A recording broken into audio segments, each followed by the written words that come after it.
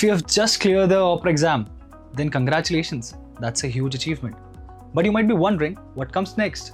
Well, in today's video, we are breaking down exactly what steps to take after you're passing your OPRA exam to start working as a registered pharmacist in Australia officially. Hey, welcome back to Academically, your trusted guide for global healthcare careers.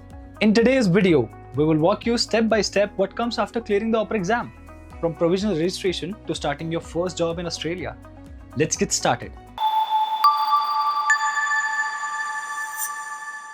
So the step 1 is English proficiency requirements.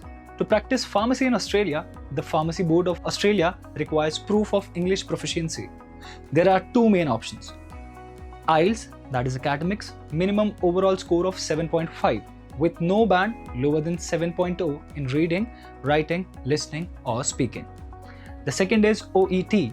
You will need an overall score of 6.5 or 7 in each individual component.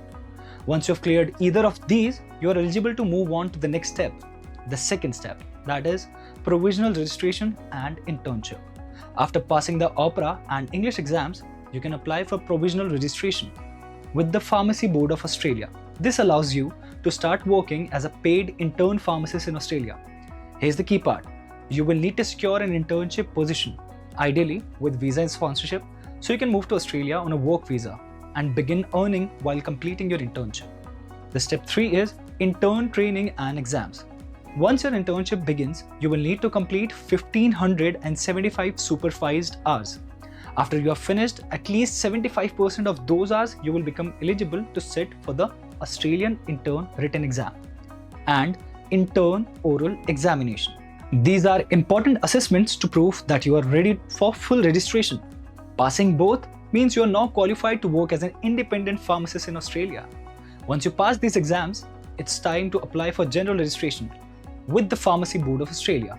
This is your final official step. After this, you are no longer an intern.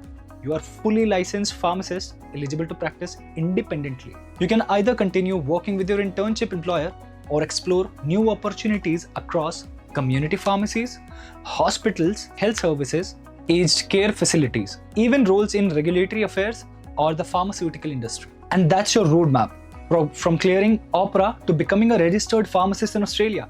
If you found this is helpful, don't forget to like, subscribe and drop your question in the comments. We are here to help you every step of the way. Thank you for watching.